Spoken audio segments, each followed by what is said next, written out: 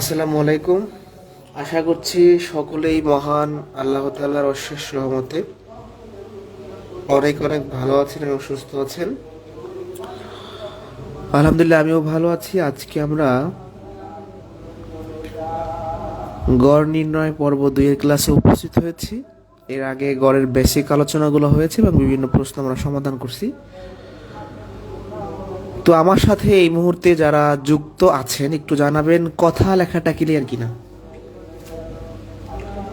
যারা যুক্ত আছি জানাবো কথা লেখা ক্লিয়ার আছে কিনা। আমি এখনই ক্লাস শুরু করব। একটু জাস্ট আমাকে জানাবেন যে কথা লেখা ক্লিয়ার কিনা।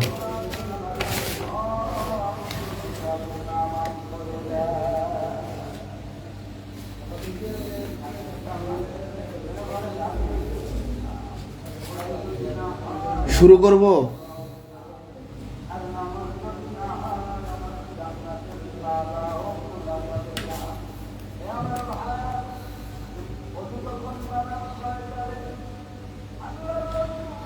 যারা নিয়মিত ক্লাসগুলো করেন আপনাদের কাছে বিনীত অনুরোধ যে শেষ পর্যন্ত আমার সাথে থাকেন, অর্থাৎ 85 নম্বর ক্লাস পর্যন্ত ক্লাস করেন। তারপর দেখবেন যে আপনার ম্যাথের কতটুকু ডেভেলপ হচ্ছে। আগেই হতাশ হইলেন না, আমরা পাটিগণিতের মিডল পর্যায়ে আছি। টানা পাটিগণিতের ক্লাস নিয়ে শেষ হয়ে যাবে, এরপর বীজগণিত শুরু করব। তো শেষ পর্যন্ত থাকেন, ভালো কিছু হবে। আচ্ছা, টাইপ 5-এ আমরা দেখব দুটি ভিন্ন সংখ্যক সংখ্যার একত্রে গড়, দুইটা দলের একসাথে গড় বের করতে হবে। এই প্রশ্নগুলো প্রাইমারিতে বেশি আসে, মানে প্রাইমারিতে অনেক আসে, আর বিসিএস এর মেন্টাল অ্যাবিলিটি পার্টে মাঝে মাঝে আসে। তো এম সংখ্যক সংখ্যার গড়, এটা এম এর একটা দল। এন সংখ্যক সংখ্যার গড় বি হলে সবগুলা সংখ্যার গড় কত?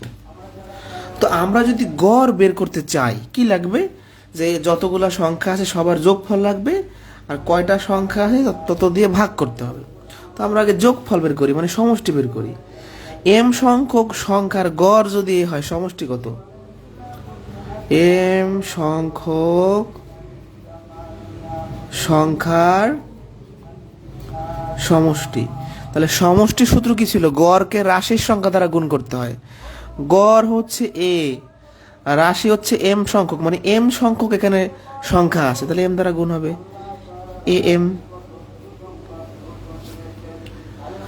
আবার এন সংখ্যক সংখ্যার সমষ্টি কত হবে? গড় হলো বি, সংখ্যা হলো এন সংখ্যক বি এন। এখন আপনারা যারা ক্লাসে যুক্ত আছেন, আপনাদের কাছে ছোট্ট একটা প্রশ্ন আমার। আপনারা বলবেন যে এই ম্যাথে কতটি সংখ্যা রয়েছে। আপনারা বলবেন যে এই প্রশ্নটার মধ্যে সংখ্যা কয়টা। দ্রুত 20 সেকেন্ডের মধ্যে উত্তর চাচ্ছি যে এই প্রশ্নটায় সংখ্যা কতটি।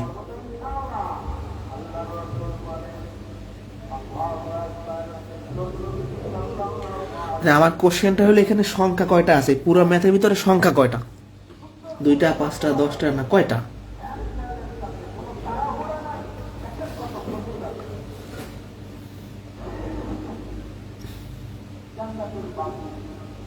চেষ্টা করেন, চেষ্টা করেন।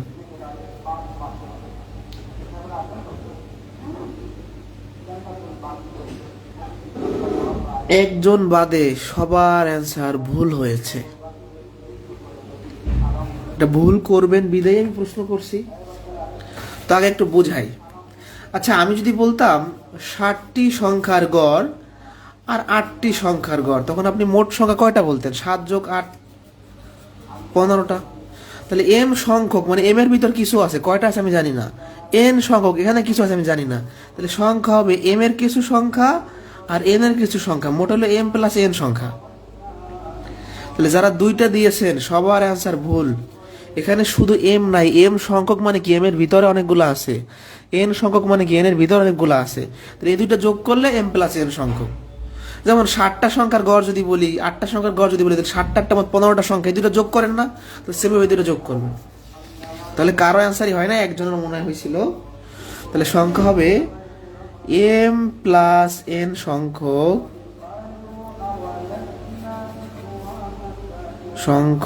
সংখ্যার সমষ্টি। এই যে এই সমষ্টি আর এই সমষ্টি যদি যোগ করি তাহলে আমরা সবগুলা সমষ্টি পাবো। পুরো ম্যাথের ভিতর যারা আছে সবার সমষ্টি পাবো। গড় কত হবে? সবগুলো সংখ্যার যোগফল হচ্ছে এইটা, আর সংখ্যা হচ্ছে এই কয়টা, তাহলে এই কয়টা দ্বারা ভাগ হবে, এম প্লাস এন। এটা হচ্ছে অ্যান্সার। তো একদম যারা বোঝেন নাই আমি ছোট্ট করে আরেকবার রিপিট করতে চাই। সবগুলা সংখ্যার গড় চাইছি, তাহলে আমরা এদের সমষ্টি বের করছি, এদের সমষ্টি বের করছি। এখন মোট সংখ্যা কিন্তু দুইটা না, এম সংখ্যক মানে এম এর ভিতর কিছু আছে, এন সংখ্যক মানে এন এর ভিতর কিছু আছে, এদের যোগ করলে টোটাল সংখ্যা হবে এম প্লাস এন। যেমন 39 খেয়াল করেন, পি সংখ্যক সংখ্যার গড় এম, কিউ সংখ্যক সংখ্যার গড় এন, সবগুলো সংখ্যার গড় কত? তাহলে আমরা আগে সমষ্টি বের করি।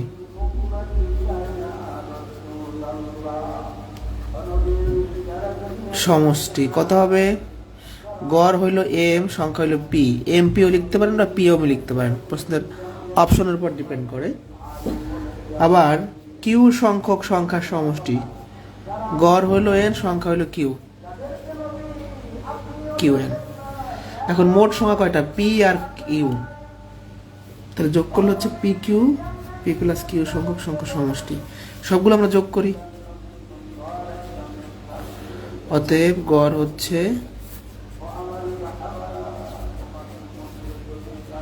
যোগফলকে সংখ্যা দ্বারা ভাগ করব। মোট যোগফল এটা, আর মোট সংখ্যা আছে পি প্লাস কিউ সংখ্যক।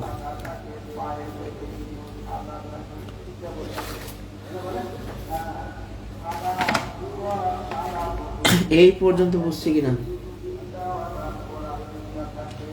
উপস্থিতি কম, 50 জন ক্লাস করে, এখন 35 হয়ে গেছে। এখনই যদি এই অবস্থায়, দিন তো আরো পরে আছে। আপনারা লস করবেন, আমার কোর্সে একজন ক্লাস করলে আমি ক্লাস নিব শেষ পর্যন্ত, ক্লাস কেউ না করলে আমি শেষ পর্যন্ত ক্লাস নিব।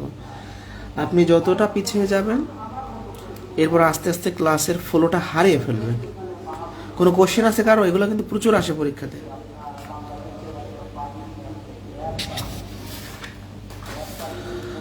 এবার খুবই চমৎকার কিছু প্রশ্ন দেখবো, এগুলো অনেক সহজ কিন্তু পরীক্ষায় আসে বেশি, মানে সহজ কিন্তু ইম্পর্টেন্ট।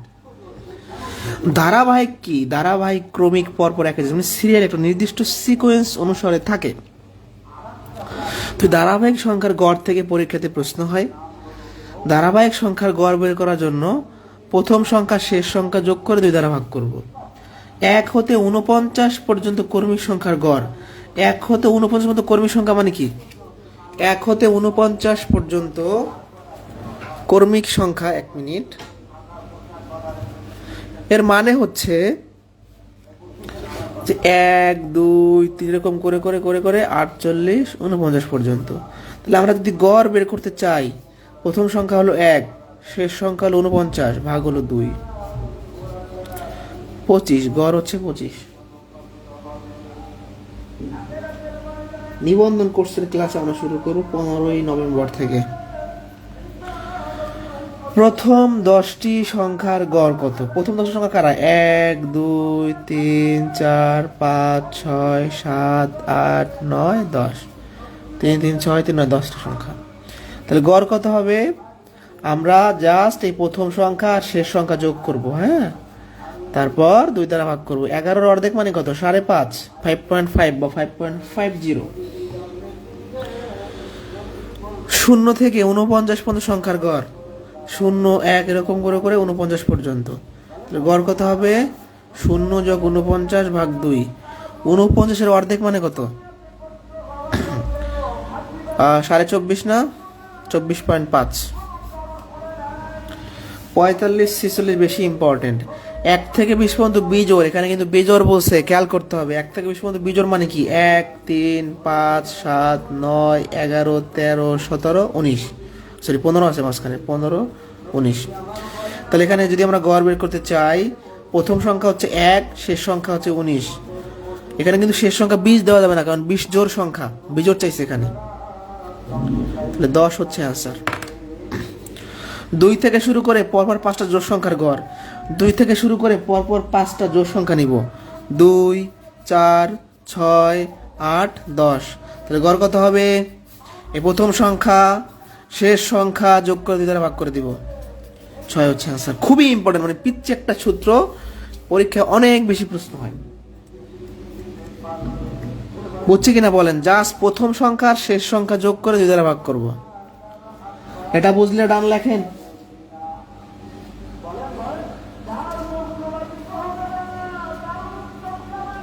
বুঝতে পারছে কিনা?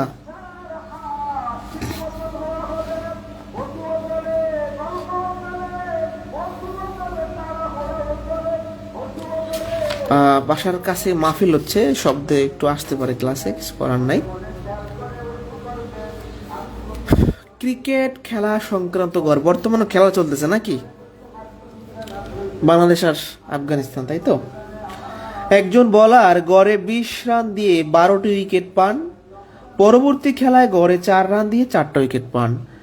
তিনি গড়ে উইকেট প্রতি কত রান দিয়েছেন? একজন বোলারের যে রান রেট থাকে, যেমন মুস্তাফিজুর রহমান, আমরা যদি বলি যে সে 2টা খেলা খেলছে, 2টা খেলায় সে গড়ে উইকেট প্রতি কত রান দিছে, মানে রান রেটটা কত, তাহলে আসলে উইকেট প্রতি কত রান দিছে এটা আমরা কিভাবে বের করতে পারি? আমরা দেখবো যে মুস্তাফিজুর রহমান 2টা খেলায় মোট কত রান খরচ করছে আর কতটা উইকেট পাইছে।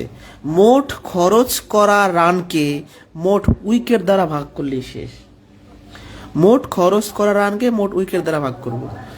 সে গড়ে 20 রান দিয়া 12টা উইকেট পাইছে, তাহলে 12টা উইকেট নিতে সে কত রান দেয়?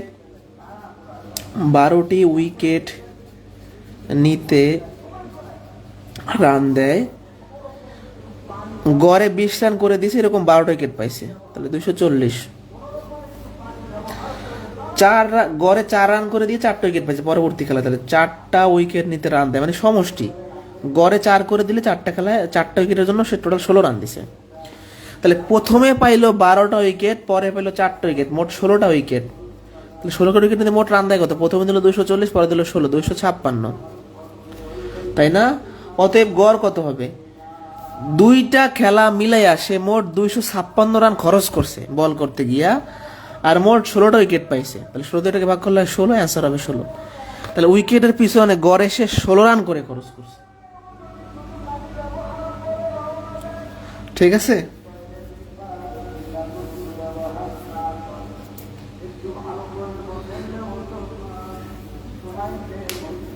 বুঝতে পারছি কিনা?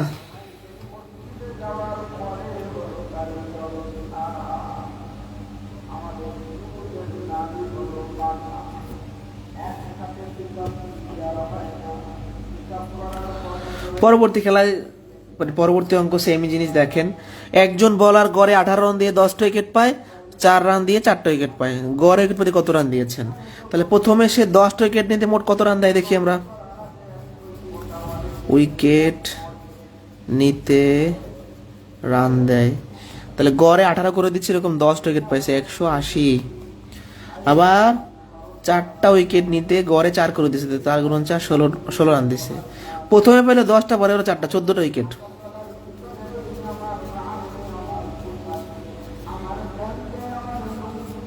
অতএব গড় কত হবে? সে 2টা খেলায় মোট 196 রান খরচ করছে, 14টা উইকেট পাইছে। যদি এটাকে ভাগ করলে হবে 14। হ্যাঁ, যারা আগের ম্যাচটা বোঝেন নাই, সেম এই প্রশ্নটা দেখেন, যেটা সেম, যারা এখনো বুঝি না, একদম সোজা। ধরেন মুস্তাফিজুর রহমান 10টা উইকেট নেওয়ার পিছনে গড়ে 18 রান করে দিছে, তাহলে গড়ে যদি 18 রান করে দেয়, মোট সে 180 রান খরচ করছে। সমষ্টি বের করছি, এই যে গড়কে রাশির সংখ্যা দ্বারা গুণ করছি। আর পরবর্তী খেলায় গড়ে 4 রান দিয়ে 4টা উইকেট পাইছে, তাহলে গড়ে যদি 4 রান করে দেয় আর উইকেট যদি 4টা পায়, সে মোট 16 রান খরচ করছে। 2টা খেলায় মোট 196 রান খরচ করছে আর মোট 14টা উইকেট পাইছে। তাহলে মোট খরচকৃত রানকে মোট উইকেট দ্বারা ভাগ করলে একটা উইকেটের পিছনে সে গড়ে কত রান খরচ করছে? 14 রান করে খরচ করছে। এই 10 আর 4 যোগ করলে 14 হয়, 12 আর 4 যোগ করলে 16 হয়। সামনে যাব, কোনো কোশ্চেন?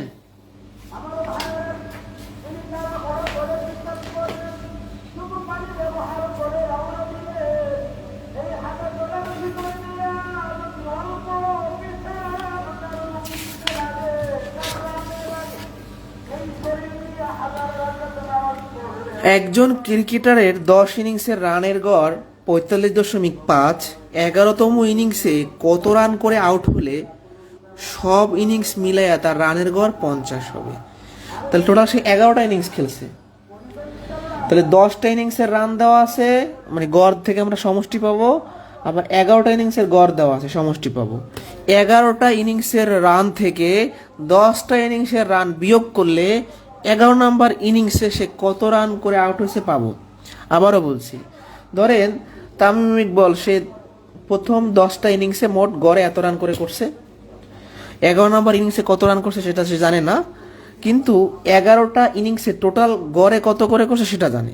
তাহলে 11 নম্বর ইনিংসের রানটা কিভাবে বের করবো? এরকম ম্যাথ আমরা করে আসছি প্রিভিয়াস ক্লাসে। আমরা 10 ইনিংসের মোট রান বের করব, 11 ইনিংসের মোট রান বের করব, 11 ইনিংস থেকে 10 ইনিংস বিয়োগ করলে 11 নম্বর ইনিংসের রানটা থেকে যাবে। ঠিক আছে, ওকে, তাহলে আমরা শুরু করি। 10 ইনিংসের রানের সমষ্টি বা মোট রান, একই কথা। গড়ে 45.5 করে দিছে, মোট 10টা ইনিংস, তাহলে কত হবে? 455। এই 10 দ্বারা গুণ করলে দশমিকটি এক গড় সামনে চলে যায়। এই 10 দ্বারা যখন গুণ করছি শূন্যর কারণে এই দশমিকটা সামনে চলে গেল, মানে এখানে চলে আসলো, না দিলেও হবে। বা এই 10 দ্বারা গুণ করলে এটা হয় আর কি। 11 ইনিংসের রানের সমষ্টি, গড় হলো 50 আর ইনিংস হলো 11টা। দেখেন টোটাল 11টা ইনিংসে সে 550 রান করছে, প্রথম 10টা ইনিংসে সে মোট 455 রান করছে। তাহলে 11 নম্বর ইনিংসের রান কত? 11তম ইনিংসের রান, তাহলে কি করতে হবে? 550 থেকে 455 বিয়োগ করতে হবে, 95 না? তাহলে 11 নম্বর ইনিংসে সে 95 রান করছিল। ভাই যারা এখনো বুঝি নাই আগের ক্লাসের ম্যাথ এগুলা, 10টা ইনিংসের মোট রান বের করছেন, 11টা ইনিংসের মোট রান বের করছেন, 11টা ইনিংস থেকে 10টা বিয়োগ করলে একটা থেকে যাবে। টাইপ 8-এ আমরা ছাত্রছাত্রী নম্বরের গড় দেখব, এগুলো অনেক আসে পরীক্ষাতে, সবই ইম্পর্টেন্ট আসলে। 100 জন শিক্ষার্থীর পরিসংখ্যানে গড় নম্বর 70, এদের মধ্যে 60 জন ছাত্রীর গড় নম্বর 75 হলে ছাত্রদের নম্বরের গড় কত? তো ছাত্রদের নম্বরের গড় বের করার জন্য ছাত্রদের নম্বরের সমষ্টি লাগবে। তো শুরু করি, প্রথমে 100 জনের গড় থেকে 100 জনের সমষ্টি, ছাত্রীদের গড় থেকে ছাত্রীদের সমষ্টি। তাহলে 100 জনের নম্বর থেকে ছাত্রীদের নম্বর বিয়োগ করলে ছাত্রদের নম্বর থাকবে, ছাত্রদের নম্বরকে ছাত্র সংখ্যা দ্বারা ভাগ করলে গড় থাকবে। আমরা একটা ম্যাথ করার একটু সাজাই নিলাম যে কি কি কাজ আমরা করব। তো শুরু করি, যারা বুঝতে পারেন শুরু করি। 100 জন শিক্ষার্থীর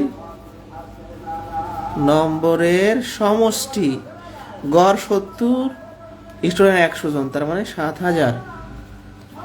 এবার 60 জন ছাত্রীর নম্বরের সমষ্টি, গড় হলো আপনার 75, সংখ্যা ছাত্রী হলো 60 জন, ছাত্রী কয়জন?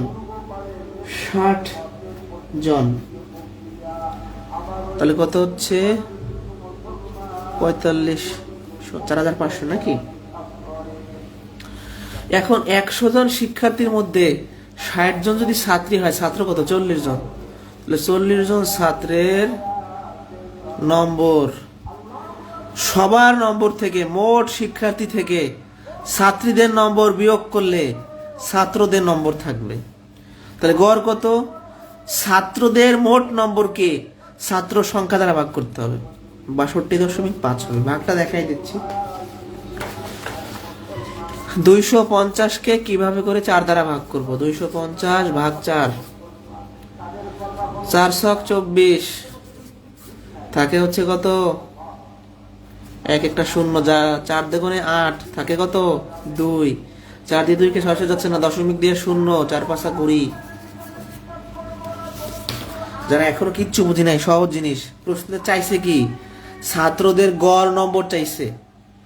ছাত্রদের গড় নম্বরের জন্য ছাত্রদের মোট নম্বর লাগবে। 100 জনের মোট নম্বর বের করছি, ছাত্রীদের মোট নম্বর বের করছি, 100 জনের নম্বর থেকে ছাত্রীদের নম্বর বিয়োগ করছি, থাকে ছাত্রদের নম্বর, ছাত্রদের নম্বরকে ছাত্র সংখ্যা দ্বারা ভাগ করছি, 0 0 কাটা যায়, 250-কে 4 দ্বারা ভাগ করলে 62.5 হবে। এটা ডান কিনা, এটা ডান কিনা?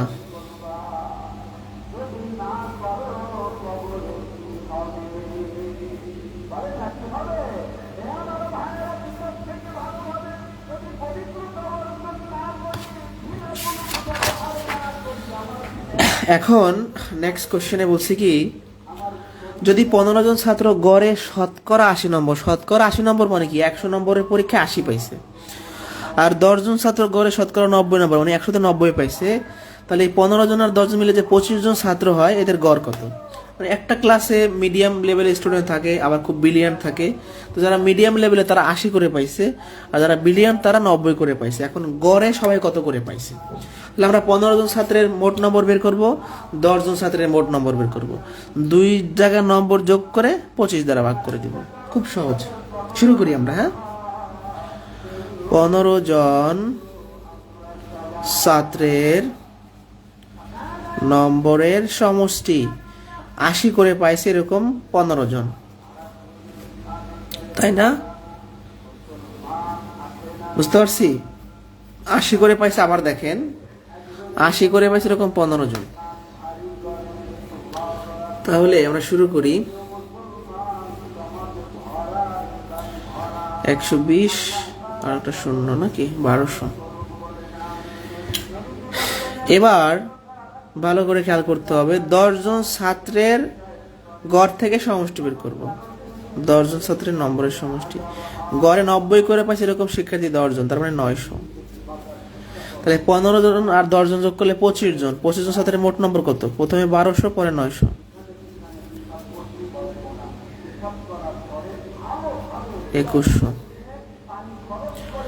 এখন গড় কত হবে? মোট 2100 নম্বরকে আমরা ভাগ করব কত দ্বারা? 25 দ্বারা, তাই না? তাই করব না? ভাগ করলেই শেষ। 2100 ভাগ 25, 8 25 200, থাকে কত? 10। এটা শূন্য নামাবো, 4 25 100, তার মানে 84। 2100কে 25 দ্বারা ভাগ করলে হয় 84।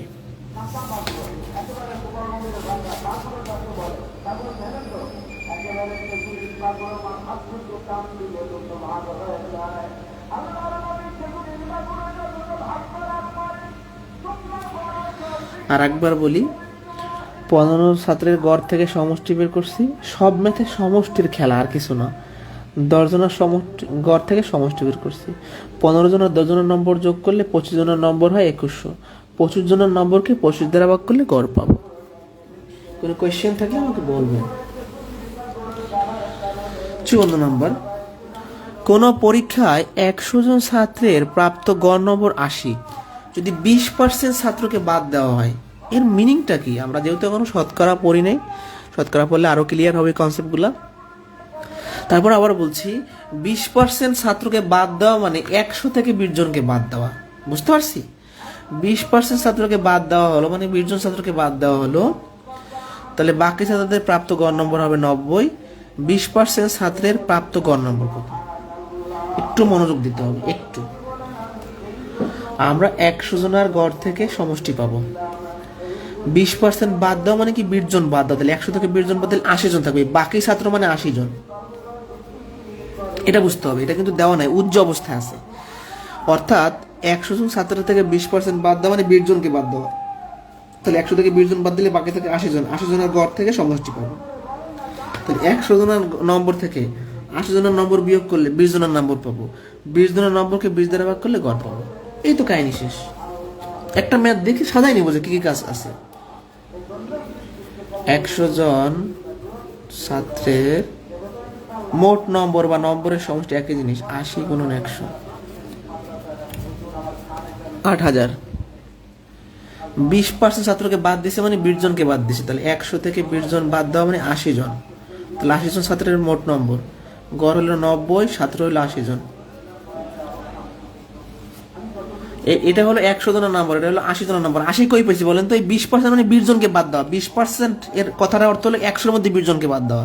তাহলে 100 থেকে 20 বাদ দিলে থাকে 80। এই বাকি ছাত্র বলতে 80 কে বোঝাচ্ছে। তাহলে অতএব 20 জন ছাত্রের মোট নম্বর।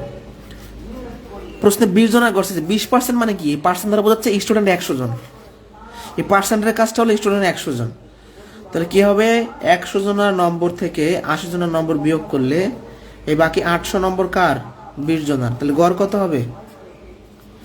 এই 800-কে 20 দ্বারা ভাগ করতে হবে, 40, তাই না? অ্যান্সার 40। এটা বুঝছি কিনা বলেন তো? 54 নাম্বারটা ইম্পর্টেন্ট অনেক। 54 নম্বরটা বুঝছি কিনা বলতে হবে।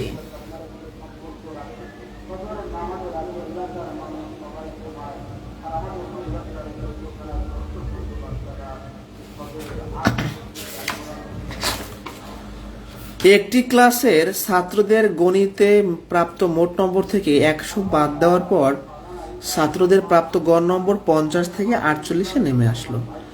ওই ক্লাসে মোট ছাত্র সংখ্যা কত? এটা হচ্ছে বিএপি প্রশ্ন, অর্থাৎ এগুলা আইবিএফ ফ্যাকাল্টি যে পরীক্ষাগুলো নিয়ে থাকে, বিভিন্ন বন্দরের নিয়োগ, গ্যাস ফিল্ডের নিয়োগ, তারপর হচ্ছে অডিটর, জুনিয়র অডিটর, দুদকের পরিচালক, সহকারী পরিচালক বা এনএসএ সহকারী পরিচালক, এই টাইপের পরীক্ষাতে এই প্রশ্নগুলো আসে। তো মোট ছাত্র সংখ্যা তো আমরা জানি না, ধরি মোট ছাত্র সংখ্যা এক্স জন। ব্যাপারটা একটু বোঝার চেষ্টা করতে হবে আমাদের।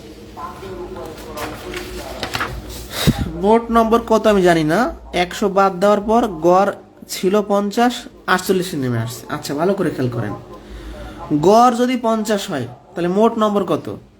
গড় হইলো 50, মোট স্টুডেন্ট হইলো এক্স, তাহলে 50x।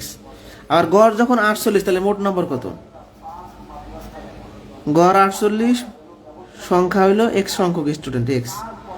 এটা হইলো গড় যখন 50 তখন মোট নম্বর, আর গড় যখন 48 তখন মোট নম্বর। আমি এই মোট নম্বর থেকে যখন 100 বিয়োগ করব তখন আমার নম্বরটা এরকম হয়ে যাবে। যারা এখনো কিচ্ছু বুঝি নেই, মানে যারা কিচ্ছু বুঝি নেই, তারা আবার দেখেন, একটি ক্লাসের ছাত্রদের গণিতে প্রাপ্ত মোট নম্বর, মোট নম্বর কি আপনি জানেন? জানেন না? তাহলে গড় প্রথমে 50 ছিল, তাহলে মোট নম্বর কত হবে? শিক্ষার্থী যদি 1 জন হয় তাহলে গড়কে রাশির সংখ্যা দ্বারা গুণ করলাম, এটা হলো মোট নম্বর। এখান থেকে যখন 100 বিয়োগ করছি তখন নম্বরটা 48x হবে। 48x মানে কি? গড় যখন 48 তখন মোট নম্বর এত। তাহলে দেখেন, গড় যখন 50 তখন মোট নম্বর হচ্ছে 50x, তাহলে মোট নম্বর থেকে 100 যখন বিয়োগ করে দিব তখন নম্বরটা 48x হয়ে যাবে।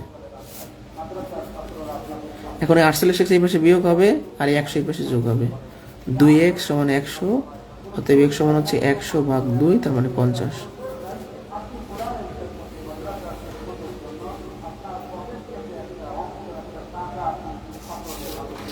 এটা বুঝতে পারছি?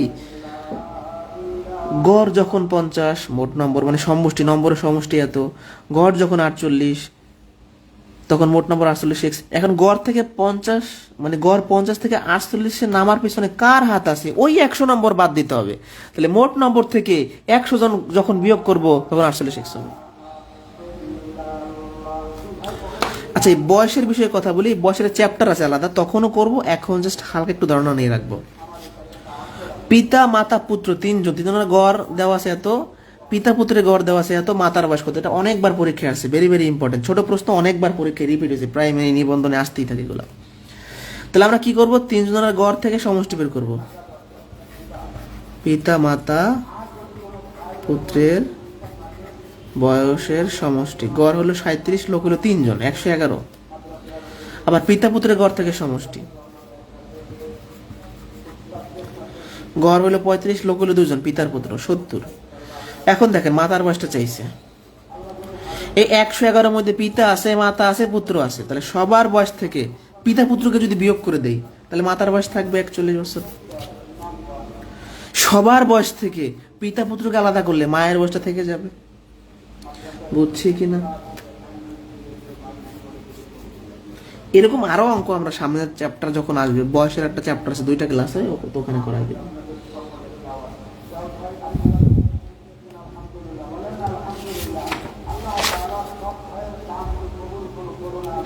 আমিন।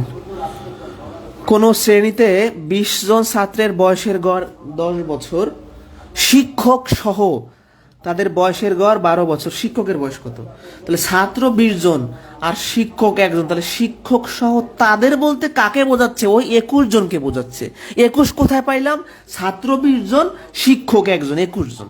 তাহলে আমরা ছাত্রদের মোট বয়স বের করব, শিক্ষক সহ ছাত্রদের মোট বয়স বের করব। শিক্ষক সহ ছাত্রদের বয়স থেকে ছাত্রগুলা বাদ দিয়ে দেব, শিক্ষক পড়ে থাকবে। তাহলে 20 জন ছাত্রের সমষ্টি, গড় হইল 10, ছাত্র কত? 20, 200। আবার শিক্ষক একজন, ছাত্র 20 জন, তার মানে 21 জন। 21 জনের 21 আর 12 আমরা গুণ করি,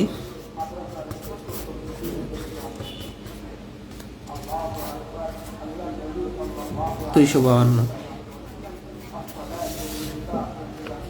ঠিক আছে।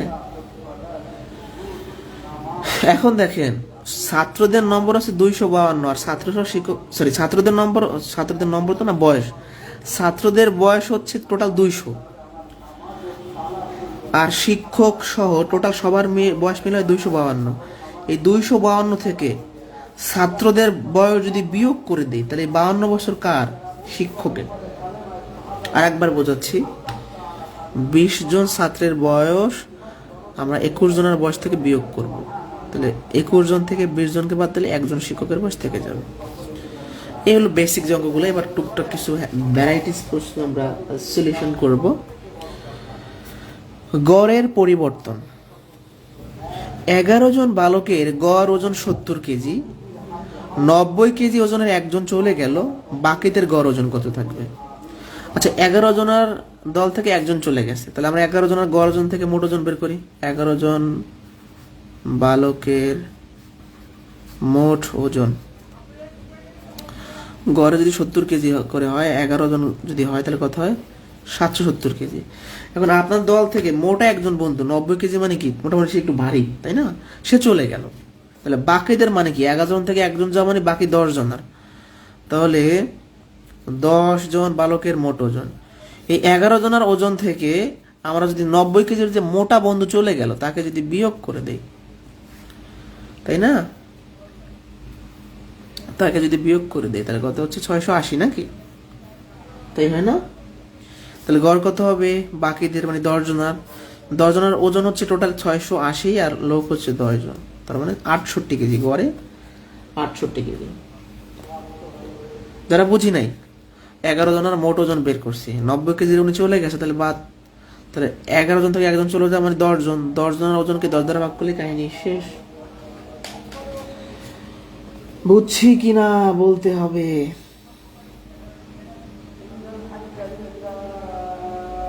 আজকে গড় শেষ।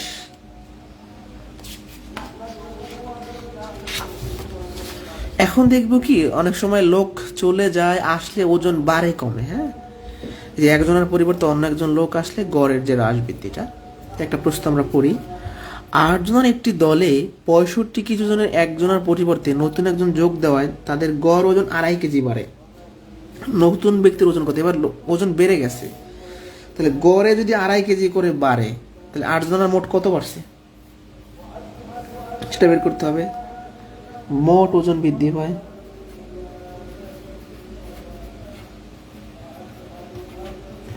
আড়াই কেজি করে বাড়ে, তাহলে লোক আছে 8 জন, তাই না? তাহলে 20 কেজি, 2.5কে 8 দ্বারা গুণ করলে 20 কেজি। কিভাবে? আড়াই আর আড়াই যোগ করলে হচ্ছে কত? 5। এরকম 4 বার করেন তাহলে 20 কেজি হবে। সোজা কথা, 2.5কে 8 দ্বারা গুণ করলে 20 কেজি। এখন দেখেন 65 কেজি ওজনের একজন চলে যাওয়ায় এমন একজন লোক আসছে যে দলে 20 কেজি বেড়ে গেছে, তাহলে এটা আমরা মুখোমুখি বের করতে পারি না যে নতুন ব্যক্তির ওজন কত? সে মোটা, চিকন ব্যক্তি চলে যায়, মোটা ব্যক্তি আসছে, তাহলে নতুন ব্যক্তির ওজন কত হবে বলেন? মানে 65 রিপ্লেসমেন্ট, এমন এক লোক আসছে যে 20 কেজি বেড়ে গেছে দলের মধ্যে, তাহলে টোটাল 20 যোগ করলে 85 কেজি একজন আসছে। সোজা কথা, 65 কেজি ওজনের একজন যাওয়ার পর 85 কেজি ওজনের একজন আসছে, যার কারণে দলে 20 কেজি বেড়ে গেছে। এই যে দেখেন, 85 - 65 20। আর একবার ভালো করে খেয়াল করতে হবে। আমরা এই টাইপের প্রশ্নকে দেখবো যে মোট ওজন কতটুকু বাড়লো নাকি কমলো। যদি বৃদ্ধি পায় তাহলে যে যাবে তার সাথে ওজন যতটুকু বৃদ্ধি সেটা যোগ করব। 65 কেজি ওজনের একজন গেছে আর বাড়ছে কত ওজন, 20 কেজি, তাহলে যোগ করে দেবো। এটা সেন্স চিন্তা করেন, বাস্তবে চিন্তা করেন যে দলে ওজন বাড়ছে, তাহলে 65-র পরিবর্তে এমন একজন লোক আসছে যে 20 কেজি বাড়ছে, তার মানে 85 কেজি ওজনের একজন আসছিল, 85 কেজি ওজনের একজন লোক আসায় 20 কেজি বেড়ে গেছে। তাহলে আমরা কিভাবে বের করব? আমরা দেখব যে মোট কতটুকু ওজন বৃদ্ধি পায়, সেই ওজন বৃদ্ধিটা আমরা যে যাবে তার সাথে যোগ করে দেব। 62 নাম্বার একই প্রশ্ন, কিন্তু এককের ঝামেলা আছে, এখানে একটু এককের প্রবলেম আছে। তো যাই হোক, 7 জন লোকের গড় ওজন 3 পাউন্ড কমে যায় যখন 10 স্টোন ওজনের একজন লোকের পরিবর্তে নতুন একজন যোগদান করে। এবার কি হয়েছে? কমে গেছে, তাই না, মানে হ্রাস পাইছে। ঝামেলাটা হলো এখানে বলা আছে পাউন্ড, এটা একটা একক, স্টোন এটা আরেকটা একক, মানে দুইটা ভিন্ন একক আছে, এদেরকে সমজাতীয় করতে হবে। তো যাই হোক, গড়ে 3 পাউন্ড করে কমে গেছে, তাহলে মোট কতটুকু কমে? 7 জন লোকের গড়ে 3 পাউন্ড করে কমছে, তাহলে 3 সাথে 21 পাউন্ড কমছে, 21 পাউন্ড। তো যেহেতু যে গ্যাসে তার ওজনটা স্টোনে দেওয়া আছে, এটা একটু মনোযোগ দিয়ে খেয়াল করবেন, যে গ্যাসে তার ওজনটা স্টোন এককে দেওয়া আছে, এককটা স্টোন, তাহলে পাউন্ড থেকে আমরা আসলে দেখবো 21 পাউন্ডে কত স্টোন হয়। এটা বা পরিমাপের একটু ব্যাপার আছে। পরিমাপের ক্ষেত্রে 14 পাউন্ডে হয় 1 স্টোন, পাউন্ডে 1 স্টোন হয়, তাহলে 1 পাউন্ডে কম হবে, তাহলে 1/14। আমরা জাস্ট দেখবো যে 21 পাউন্ডে কত হয়, 21 উপরে 14 নিচে, কাটাকাটি করলে 7 দিয়ে কাটলে 3, 2, তার মানে 1.5 স্টোন। এই যে মাঝখানের যে ক্যালকুলেশনটা, এটা সম্পূর্ণ এই ম্যাথের বাইরে আমরা করতেছি এক জাতীয় করার জন্য। আর একবার খেয়াল করেন, মানে 3 পাউন্ড কমে গেছে, মোট 7 জন 21 পাউন্ড কমছে, এখন 21 পাউন্ডে 1.5 স্টোন হয়। এটা আমরা এভাবে করে বের করলাম, এটা জানতে হবে যে 14 পাউন্ডে 1 স্টোন, তাহলে 21 পাউন্ডে 1.5 স্টোন। তাহলে এখন নতুন লোকের ওজন কত হবে? 10 স্টোনের একজন গেছে, যাওয়ার পর 1.5 স্টোন কমে গেছে, তার মানে এটা বিয়োগ করতে হবে। এই যে যদি বৃদ্ধি পাই তাহলে যোগ করবো, আর হ্রাস পাইলে বিয়োগ করবো। দেখেন সূত্র লিখে দিই, সূত্র দরকার না, এটা বাস্তবে চিন্তা করবেন, এটা তো বোঝাই যায় যে 10 স্টোনের পরিবর্তে 8.5 স্টোনের একজন আসার কারণেই তো 1.5 স্টোন কমে গেছে। মুখোমুখি হিসাব করতে হবে। আর একবার অপশন এরকমও থাকতে পারে, হ্যাঁ এটাও 8.5। ওজন কমছে 21 পাউন্ড, 21 পাউন্ড মানে 1.5 স্টোন, তাহলে 10 স্টোনের একজন গেছে, তাহলে যে যাবে তার ওজন থেকে যতটুকু কমলো সেটা বিয়োগ করবো। কারণটা কি, মানে রিজনটা কি, বেসিক থিমটা কি? 10 স্টোনের পরিবর্তে 8.5 স্টোনের একজন আসায় 1.5 স্টোন কমে গেছে। এই পর্যন্ত বুঝছেন কিনা বলেন? আর দুইটা প্রশ্ন আমি দেখাবো।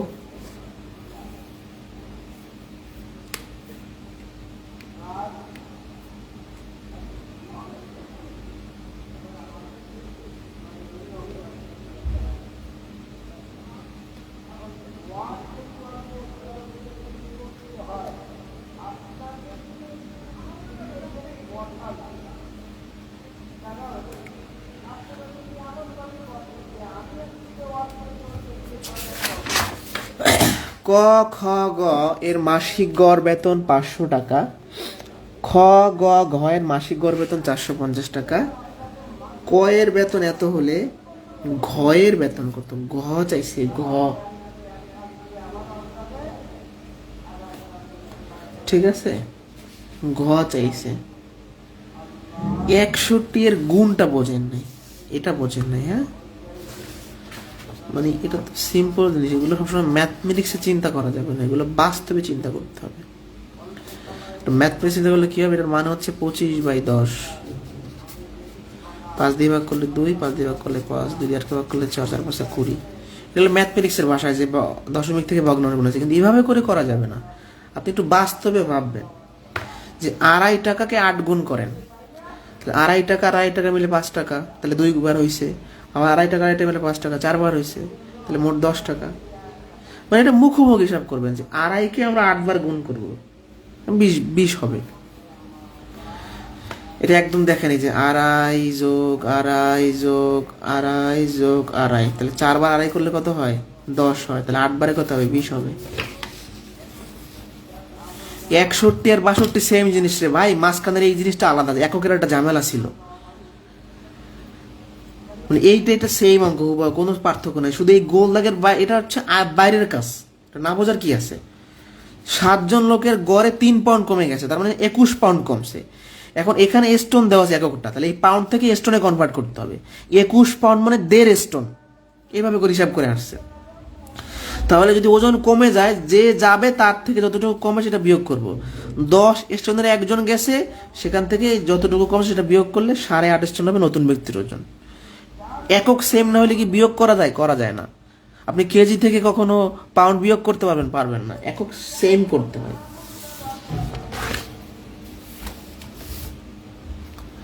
আচ্ছা, এটা খেয়াল করেন, 63 নাম্বার প্রশ্ন চলে আসছি, 61 নাম্বারও যদি কোশ্চেন করেন তাহলে আবার পিছনে যাইতে হয়, তখন সময় দিছিলাম। যখনকার প্রশ্ন তখনই কোশ্চেন করে রাখবেন, মানে ম্যাথ করা অবস্থায় কমেন্ট করে রাখবেন, ঠিক আছে? ক খ গ এর মাসিক গড় বেতন 500 টাকা, খ গ এর মাসিক বেতন হচ্ছে 450 টাকা, ক এর বেতন কত? তো আমরা আগে 3 জনের গড় থেকে মোট বেতন বের করি। ক খ গ এর, এটা একটু বড় ম্যাথ, ঠান্ডা মাথায় খেয়াল করবেন। মোট বেতন বা বেতনের সমষ্টি, টোটাল গড়ে 500 টাকা করে পায় 3 জন ব্যক্তি, 1500 টাকা পায়। আবার এই 3 জনের গড় থেকে সমষ্টি, মোট বেতন বা সমষ্টি একই কথা, হ্যাঁ? তাহলে 450 লোক হলো 3 জন, 1350। এবার এখানে আসেন, আমার লাগবে ঘ। ঘ কোথায় আছে? ঘ এইখানে আছে, মানে ঘয়ের টাকাটা এর ভিতরে আছে। ভালো করে মনোযোগ দেন, আমার লাগবে ঘ। ঘ কোথায় আছে? এখানে কিন্তু ঘ না, এখানে আছে। তার মানে এইখানে গয়ের টাকা আছে, তো আমি গয়ের আলাদা টাকা বের করতে পারবো কিভাবে? আমি যদি এই টাকা থেকে খ আর গকে বাদ দিতে পারি, তাইলে ম্যাথটা হয়ে যায়। এখন খ আর গ আবার পাবো কোথায়? দেখেন এখানে 3 জনের টাকা আছে, তাহলে খ গয়ের টাকা কত? খ গয়ের বেতন। দেখেন 3 জনের টাকা থেকে কয়ের টাকা প্রশ্নে দেওয়া আছে, এটা বিয়োগ করে দিলাম, 560 টাকা না? যারা বুঝি নাই, এখানে কয়জনের টাকা? 3 জনের। 3 জনের টাকা থেকে কয়ের টাকা বিয়োগ করলে খ আর গয়ের টাকা থাকবে, অতএব গয়ের বেতন কত হবে? এই 1350 মানে কত? এখানে খ আছে, গ আছে, গ আছে, 1350 থেকে এই প্রথম দুজনকে যদি বিয়োগ করি, মানে খ আর গকে যদি বিয়োগ করি, তাহলে 350 আর হচ্ছে 390 নাকি? যারা বুঝি নেই আর একবার, 3 জনের গড় থেকে সমষ্টি, 3 জনের গড় থেকে সমষ্টি। খেয়াল করতে হবে প্রশ্নে কি চেয়েছে। প্রশ্নে চাইছে হচ্ছে ঘয়ের বেতন, ঘয়ের বেতন চাইছে, মনোযোগ দেন। তাহলে ঘকে এইখানে নাকি এইখানে? তো এখানে ঘয়ের টাকাটা আছে, তো ঘকে আমরা আলাদা করতে পারি কিভাবে? এই দুজনকে যদি বাদ দেই, এই দুজনকে আবার পাবো এখান থেকে, পাবো এই 3 জনের টাকা থেকে ককে বিয়োগ করলাম, তাহলে খ আর গয়ের টাকা থাকবে। এখন এখানে খ আছে, গ আছে, ঘ আছে, 1350 টাকা থেকে খ আর গকে বিয়োগ করলে গয়ের বেতন থাকবে। আর একবার বুঝাই, এখানে 3 জনের টাকা, এখানে 3 জনের টাকা, ঘ চাইছে, ঘ এখানে আছে, তাহলে 3 জন থেকে এই দুজনকে বিয়োগ করলে ঘ থেকে যাবে। এই দুজনকে পাবো কোথায়? এখানে পাবো। এই 1500 টাকা আছে ক খ গ এর, এখান থেকে ক এর বেতনটা যদি আলাদা করে ফেলি, তাহলে বাকিটা কার? খ আর গ এর, তাই না? খ আর গ এর। তো আমরা এখান থেকে খ আর গ কে বিয়োগ করলে ঘ থেকে যাবে। এরপরও কারো কোনো কোশ্চেন থাকলে এখানে করতে পারেন আমাকে।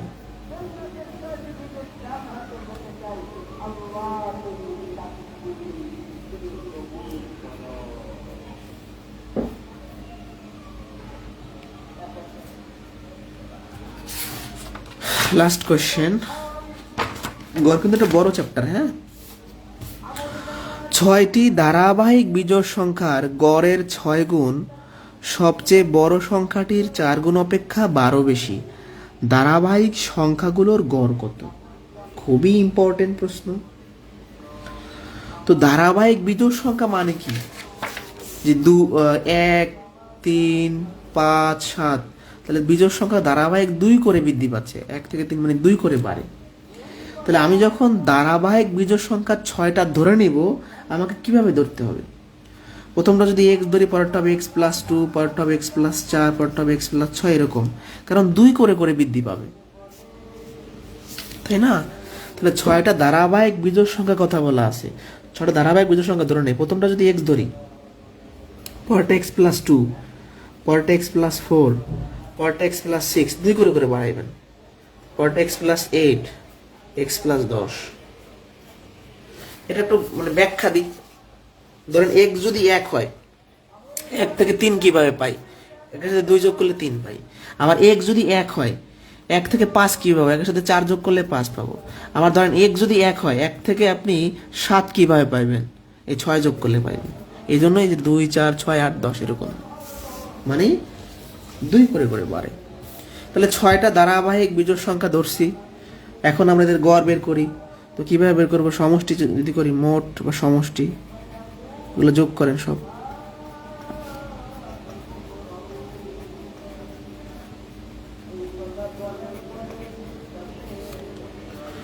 এক্স এক্স, 3টা এক্স, 4টা এক্স, 6টা এক্স, 6x।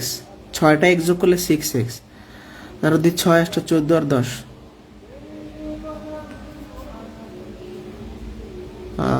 সরি ভুল হয়েছে, 18, 8, 14, 6, 30। এটা হলো সমষ্টি। অতএব গড় কত হবে? এই দেখেন, টোটাল সবগুলো সংখ্যা যোগ করলে হয় এত, আর এখানে সংখ্যা আছে 6টা। যারা বুঝি নাই, 6টা ধারাবাহিক বিজোড় সংখ্যা ধরে নিছি, সবগুলো যোগ করে 6 ধারাবাহিক করে গড় পাইছি। এটাই আমাদের অ্যান্সার। কিন্তু এক্স এর মানটা জানা নাই, এক্স এর মানটা বের করতে হবে। এখন ওইখানে একটা শর্ত দেওয়া আছে। শর্ত মতে বিজোড় সংখ্যার গড় হলো কত? 6x plus 30/6। এই গড়ের 6 গুণ করেন, এটা হবে সবচাইতে বড় সংখ্যা। এখানে সবচাইতে বড় সংখ্যা এইটা, সবচাইতে বড় সংখ্যার 4 গুণ করেন। এখান থেকে 12 বেশি মানে 12 যোগ। এই লাইনটা বুঝতে হবে। আমি এই লাইনটা আর একবার বোঝাই দিচ্ছি, টেনশনের কারণ নাই। গড় লেখেন, এইটা হলো গড়। এই গড়ে যদি 6 গুণ করি, এটা হবে সবচেয়ে বড় সংখ্যা। সবচেয়ে বড় সংখ্যা হলো এইটা। এই বড় সংখ্যার 4 গুণ করবেন, 4 গুণ থেকে 12 বেশি মানে 12 যোগ। গড়ের 6 গুণ করলে এইটা হবে বড় সংখ্যা, 4 গুণ অপেক্ষা 12 বেশি। 6 6 কাটা, 4x 4 10 40, 12। 4x এই পাশে বিয়োগ হবে, আর এটা হচ্ছে এই পাশে বিয়োগ হবে, তাই না? 11। এক্স এর মানটা বের করছেন, এখন এখানে বসাই দেন এক্স এর মান। এক্স এর মানটা বের করে এখানে গড়ের জায়গায় বসাই দেন। আপনার এখানে এক্স এর মানটা হলো 11,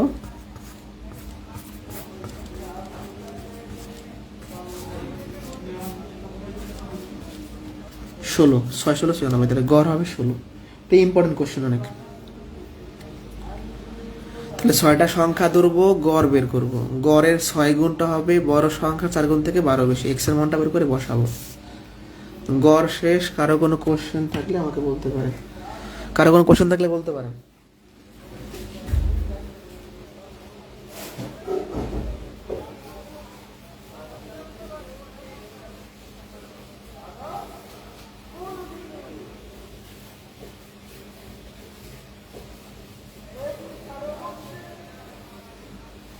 কোশ্চেন আছে?